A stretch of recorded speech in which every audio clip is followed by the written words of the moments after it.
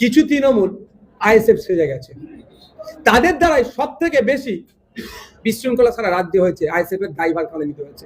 এমনও হয়েছে তৃণমূল করতো কাঁধে আইএসএফ এর ঝান্ডা নিয়ে বিজেপির মিছিলে ঢুকে গিয়েছে। এই ঘটনা ঘটছে, আমরা চিহ্নিত করছি, তাদের বিরুদ্ধে আইনত ব্যবস্থা নেব আমরা। আর যদি আইএসএফ এর কেউ যেটা করে থাকে তাদেরকে পার্টি থেকে বহিষ্কার করবো, এটা জোর গলায় বলছি। আমাদের আইডিওলজির সাথে বিজেপির আইডিওলজি ম্যাচ করে না। আমরা বিজেপি তৃণমূলের ভিতরে রাজনৈতিক লড়াই সংগ্রাম করছি, তৃণমূলকে পরাস্ত করেছি, আগামী দিনে বিজেপিকে পরাস্ত করব। কোনোভাবেই বিজেপির সাথে আমাদের সম্পর্ক না ছিল, না আছে, আর আগামী দিনে বিজেপির আইডিওলজি পরিবর্তন না করলে থাকবে না।